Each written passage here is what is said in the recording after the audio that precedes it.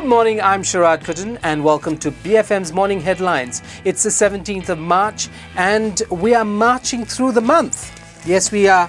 Now, MH370 dominates the newspapers as expected, and New Straits Times has an exclusive.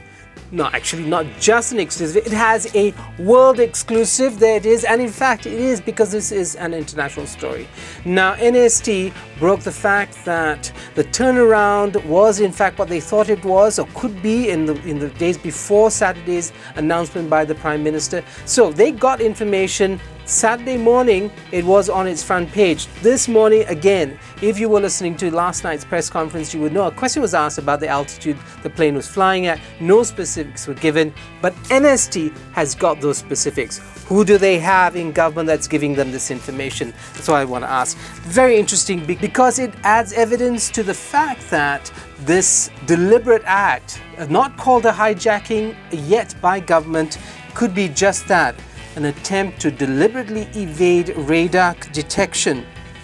So that's the NST. If there was never a reason, and not been for a couple of years, to pick up the NST, this just might be it. Now, the Sina Harian has pretty much what everybody else has. The police side of the story, because if you were watching the press conference yesterday, you would have seen this man, yes, the IGP. He's always good fun to watch because he has an expression that strikes confidence or fear or I don't know what word to use without sounding rude, in the hearts of many. So there you have the IGP. He says this case has been reassigned. It's no longer what it was before. It's now a criminal investigation. Utusan Malaysia says investigation. So the word siasat there, it is the word of the day, the word of the week. Siasat, investigate, or are under investigation. But we know, of course, from yesterday's press conference that most of the passengers have been, or all the passengers rather, have been cleared by some international agencies whose business is intelligence. The question, of course, who's left? If it's not the passengers, it must be the pilots. So the pilots are now the focus of the probe, as this headline has at the Star newspaper. So then, are we still in the dark? Yeah, that's the question that the Sun asked. Yes, we are still in the dark over several issues, but not all. Now things have become clearer. The question is, who's taken the plane and for what purpose?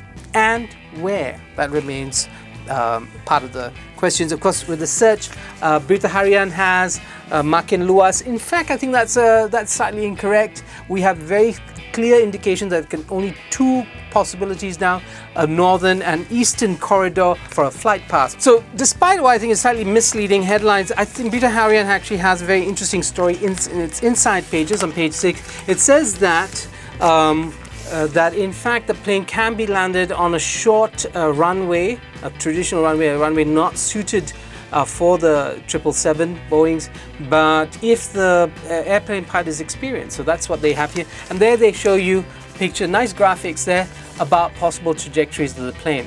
That's useful stuff. Harian Metro drags out an old story that suggests an Al-Qaeda link. Plot Al-Qaeda is Harian Metro. That, of course, is a reference to a trial transcript or a conversation from an Al-Qaeda operative saying there were plans in the past to work with some Malaysians. Now, is that the story here? We don't know.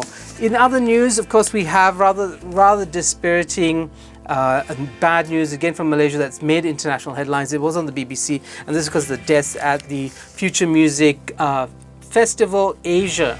And there some 6 young people died from ingesting drugs, apparently a possible mixture, a cocktail of drugs.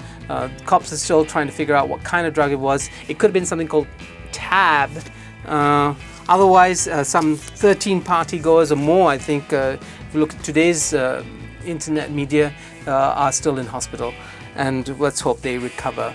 As Raisa Gorbachev once said, youth is a mistake you only need to make once. But if you make it and it's fatal, then you don't have a chance to recover. So let's hope these young people do recover and come to their senses about drug taking. That's all I have for you this morning on BFM's Morning Headlines. I'm Sharaad Kuttan, BFM 89.9.